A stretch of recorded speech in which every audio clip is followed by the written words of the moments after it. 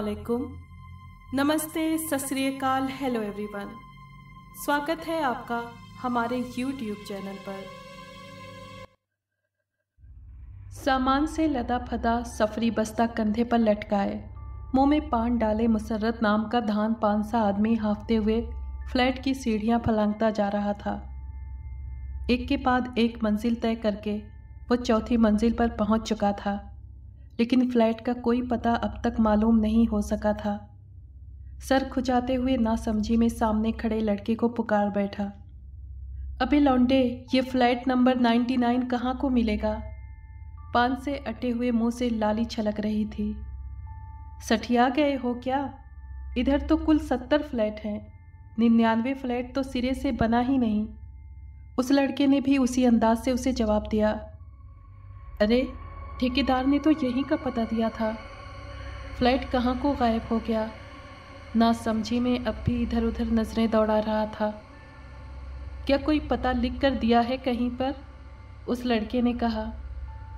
पता वता तो नहीं, ये चाबी के साथ फ्लैट नंबर लिखा है पर्चे पर। मुसर्रत ने बड़ी मुश्किल से पेटीकोट के अंदरूनी जेब में हाथ डाला और उंगली के आड़ से खींच दबोच कर चाबी निकाली। लड़के को अपनी तरफ देखता देखकर वो परेशानी से मुस्कुराया। खींचकर निकाली गई चाबी उस लड़के के आगे की गई तो मालूम हुआ जिसे वो 99 पढ़ रहा है, असल में उसकी नासमझी थी। वो 66 को 99 समझ बैठा था। अब समझा मैं। सर पर हाथ फेरते हुए मुसर्रत फिर मुस्कुराने लगा। अब ये दांत दिखाना बंद करो, 5वीं मंजिल पर तीसरा फ्लैट है बाईं तरफ। वो लड़का जाने को आगे बढ़ा और फिर कुछ सोच कर रुक गया। अब यहाँ आ ही गए हो तो मोहल्लेदार होने की हैसियत से एक बात बतलाए देता हूँ। कोशिश कीजिए रात 10 के बाद सामने खिड़की का पट मत खोलियो, बल्कि पर्दा बराबर ही रखियो। उस लड़के ने राजदारी से कहा। क्यों मियाँ, ऐसा क्या है उस खिड़की के पार? मुसर्रत भी मुसर्रत था, यूं पूछे बगैर कहाँ रुकने वाला था। मनोरंजन का पूरा सामान होता है 10 के बाद, पूरी रात कार्यक्रम चलता है, पर मेरी मानो तो इन सब से दूर ही रहियो। आंख मीचता वो लड़का अपने फ्लैट की तरफ चल दिया। मुसर्रत शुरू से ही बेवकूफ़ था, उस लड़के की बातें उसके ऊपर से गुजर गईं। सीढ़ियां फलांगता अपने फ्लैट की तरफ चल दिया। दरवाज़ा खोलकर फ्लैट में दाखिल होने को था कि वहीं पड़ोस के फ्लैट में रहने वाली एक बूढ़ी औरत उसके नज़दीक आई और सर से पैर तक उसका जायज़ा लेने के बाद बोली, ये फ्लैट काहे को ख़रीद लिया? ठेकेदार ने ख़बरदार तो कर दिया ना? बूढ़ी औरत अपना गोल चश्मा उतारकर दोबारा पहन चुकी थी। मुआ ठेकेदार भी बड़ा लालची है, पैसा देखते ही राल टपकने लगती है कमबख्त की। पैसा चाहिए चाहे किसी मासूम की जान ही जाती रहे। बूढ़ी औरत अफसोस करने लगी। खैर, जान छुड़ाता हुआ मुसर्रत फ्लैट में दाखिल हुआ। अंदर कदम रखते ही जैसे दुनिया बदल सी गई। रोशनियों का समंदर उसे वेलकम कहने को तैयार बैठा था। खुले और हवादार कमरे में सोफ़ा सेट बहुत अच्छे ढंग से सजाया गया था। गैलरी पार करते ही एक तरफ सोने का कमरा था, जबकि अपोजिट साइड में किचन बनाया गया था। बाहर से टूटा फूटा दिखाई देने वाला फ्लैट अंदर से काफ़ी शानदार हालत में था। ये सब देखकर मुसर्रत काफ़ी खुश था। अब उसकी तलब थी कि गर्मा गर्म चाय का एक कप मिल जाए कहीं से। पेट पर हाथ फेरता मुसर्रत किचन की तरफ चल दिया। चूल्हा तो लगा था, लेकिन पकवान का सामान तो उसे ही लाना था। सफरी बस्ता यानी सफरी बैग कमरे में मौजूद अलमारी में ठूंस कर उसने फ्लैट लॉक किया और उसी इलाके में मौजूद एक ढाबे में चाय पीने बैठ गया। कड़क चाय और केक पीस से हाथ साफ करके वहीं सिगरेट जलाकर बैठ गया और धीमे सुर में कोई गीत गुनगुनाने लगा। मस्ती में सर हिलाते मुसर्रत पर जैसे सुरूर की हालत छा गई, जैसे नशे की हालत छा गई। काफ़ी देर यूं ही सिगरेट फूंक चुका तो जाने को उठ खड़ा हुआ। किराने की दुकान से घर के लिए कुछ राशन खरीदा और वापस फ्लैट को निकल गया। रात को खाना उसने खुद ही पका लिया। शोरबे वाली दाल और उबले चावल खाकर चाय का एक कप पिया। कोई 4 सिगरेट फूंक डाले। तो उसे नींद सताने लगी। आखिर पूरा दिन दौड़ धूप में गुजारा था। सोने के लिए कमरे में आया तो उस लड़के की बात अचानक जहन में आ धमकी। खिड़की पर नज़र पड़ी तो पर्दे हटे पड़े थे। खिड़की का पट भी खुला पड़ा था। मुसर्रत उठकर खिड़की की तरफ गया और अपनी ढीठ फितरत से मजबूर खिड़की से बाहर झांकने लगा।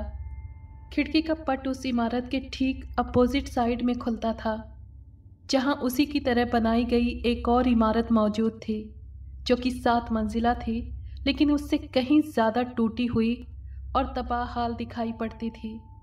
यहाँ वहाँ सरसरी नज़रें दौड़ाते मुसर्रत की नज़र अचानक सामने की तरफ जम गई।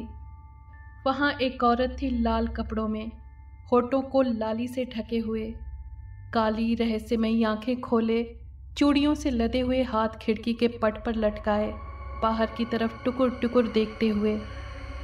मुसर्रत को हैरत का झटका लगा। इस वक्त ये अकेली औरत क्या खोज रही थी? मुसर्रत का नन्हा सा दिमाग अटक सा गया था। सर पे हाथ फेरते वो उस औरत को आखिरी बार नज़रों के घेरे में लेने को था कि वो औरत उसे देखकर मुस्कुरा दी। उसका मुंह खुला का खुला रह गया। उसे याद नहीं आ रहा था कि आखिरी बार उसे कब किसी औरत ने मुस्कुरा कर देखा था। हाँ, ये सच था कि दिखने में वो इतना खूबसूरत और हैंडसम नहीं था, लेकिन फिर भी था तो एक मर्द और ठीक ठाक सा था। बस ये पान सिगरेट की आदत से दांत कुछ खराब हो गए थे। औरत का मुस्कुराना था कि मुसर्रत का कलेजा हलक को आ गया था। इतने सफ़ेद और खूबसूरत दांत, शायद उसने ऐसे दांतों का जिक्र कभी गालिब या मीर की गज़लों में पढ़ा था, लेकिन उस वक्त तो मीर और गालिब पागल दीवाने मालूम होते। भला दांत भी खूबसूरत हो सकते हैं। पर आज गालिब और मीर की गज़लों का मतलब समझ गया था। ऐसे तीखे सफ़ेद दांत दिखने में ही खंजर से ज़्यादा कातिल मालूम हो रहे थे। जाने काटने में आए तो क्या कर डालें। मुसर्रत तो दीवाना हुआ जा रहा था। वो जो बस खिड़की बंद करने को यहाँ आया था, आधे घंटे से बस उस औरत के दर्शन ही किए जा रहा था। अचानक वो औरत खिड़की से परे हट गई। उसके पीछे कहीं तबला बजने लगा और वो औरत उसकी ताल पर कदम उठा उठाकर नाचने लगी, हाथ थिरकाती, आंखों से अदाएं दिखाती। एक एक अदा जान निछावर करने के लायक थी। रात यूं ही कट गई। जो ही सूरज निकलने को आया, धीरे धीरे हर चीज़ सुस्त पड़ती गई।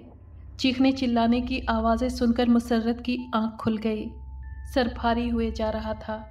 उसे कुछ समझ नहीं आ रहा था कि वो फ्लैट से बाहर पीछे खाली मैदान में कैसे आ गया। दोनों हाथों से सर थामे वो घुटने के बल बैठ गया।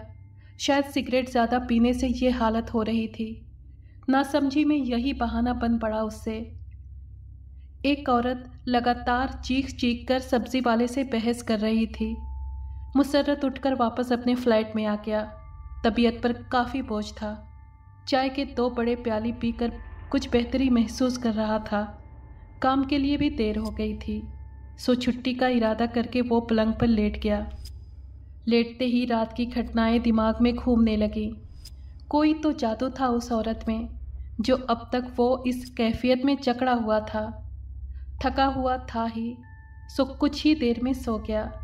पूरा दिन बिस्तर में पड़ा रहा। शाम होने को थी जब आँख खोली।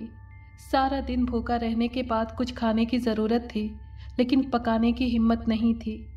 सो फ्लैट को ताला लगाकर बाहर चल दिया। कुछ देर पैदल चलने के बाद उसे एक सस्ता होटल नज़र आया।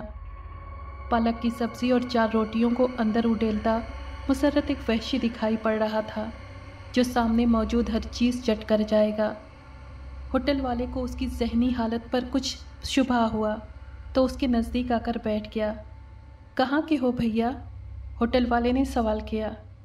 जहाँ का भी हूँ, यहाँ का नहीं हूँ। मुसर्रत नशे की हालत में धुत दिखाई दे रहा था। तो फिर कहाँ के हो? होटल वाला बेतकल्लुफ़ होने की कोशिश कर रहा था। तुम शिकारियों की दुनिया से नहीं हो, इतना जान लो बस। बिल के पैसे मेज़ पर फेंक कर मुसर्रत घर को चल दिया। चेहरे पर तनाव का एहसास हो रहा था। काफ़ी दूर चलने के बाद उसे होश आया कि वो गलत दिशा की तरफ चलता जा रहा था।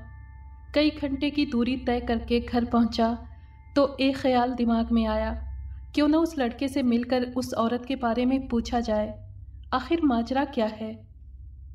ये ख्याल उसके दिल को भा गया, लेकिन अब रात होने को थी, इसलिए सुबह पर छोड़कर मुसर्रत किचन में चाय बनाने लगा।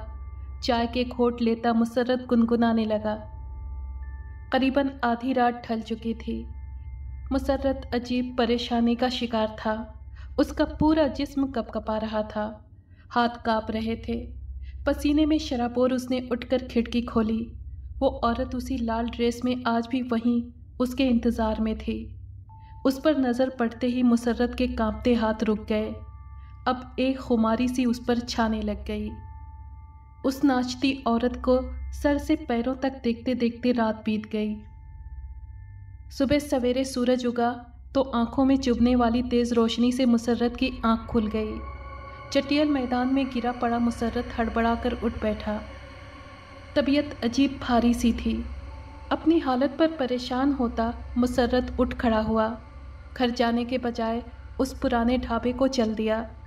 चाय का कप उठाकर वो ढाबे के मालिक के नज़दीक जा बैठा।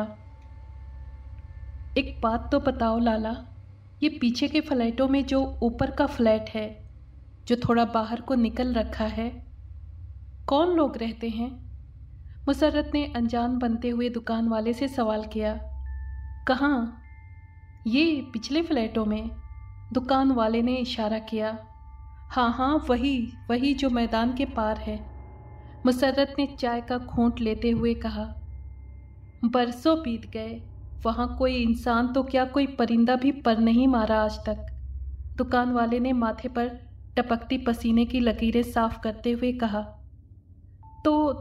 तो वो औरत कौन है? मुसर्रत के मुंह से अचानक निकला। अरे कौन औरत? क्या तूने भी देख लिया उसे? दुकान वाले ने माथे पर बल डाले कहा। कहते हैं वहाँ कोई आसेब रहता है, कहते हैं वहाँ कोई भूत रहता है। कुछ लोगों ने देखा भी है, लेकिन मियाँ, हम तो सुनी सुनाई बातों पर यकीन नहीं रखते। ये जिन भूत कुछ नहीं होता, दुकान वाले ने मजाक उड़ाते अंदाज में कहा। मुसर्रत के पैरों तले से ज़मीन खिसक गई थी। उसे अचानक याद आया जब वो औरत नाचा करती थी। उसके पैरों की तेज़ रफ्तार हरकत उसकी समझ में नहीं आ सकी थी, क्योंकि उसके पैर उल्टे थे। पीला पड़ता चेहरा लिए मुसर्रत दुकान से सीधा फ्लैट की तरफ भागा। अपना सामान समेटकर उसका इरादा गांव में अपनी अम्मा के पास वापसी का था। फ्लैट की सीढ़ियां चढ़ते मुसर्रत बेयकीनी से अचानक तीसरी मंजिल पर आकर रुक गया। वापस नीचे को चला आया और एक आदमी से पूछा। 5वीं मंजिल पर मेरा फ्लैट था, लेकिन यहाँ तो कुछ दिखाई नहीं पड़ रहा। मुसर्रत अब डर से कँपकँपा रहा था। बावला हुआ है क्या?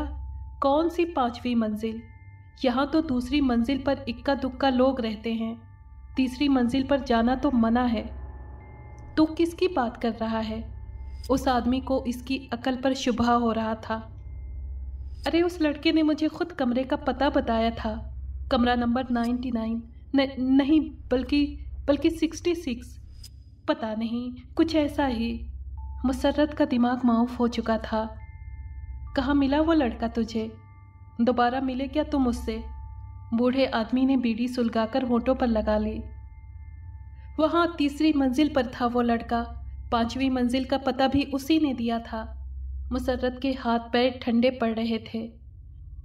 बूढ़े आदमी ने उसकी बात सुनी तो ठहाका लगाकर हंसने लगा। पागल है क्या? कौन सी मंजिल? यहाँ तो खाली मैदान है। बूढ़ा आदमी फिर से हंसने लगा। मुसर्रत ने मुड़कर देखा तो आसपास जहाँ तक नज़र गई, कोई कुटिया तक दिखाई नहीं पड़ रही थी। फ्लैट तो दूर की बात थी। हैरान परेशान मुसर्रत ने मुंह मोड़ा। जाने क्या हुए जा रहा है मेरे साथ। शहर ही मनहूस है ये। सुनो बाबा जी, यहाँ से निकलने में मेरी मदद कर सकते हो? मुसर्रत ने वापस चेहरा मोड़ा तो डर की एक लहर उसकी रीढ़ की हड्डी में दौड़ गई। इस रेतीले रेगिस्तान के बीचों बीच वो अकेला खड़ा था। वहशत और डर इस हद तक बढ़े कि उसके दिल ने धड़कना ही बंद कर दिया।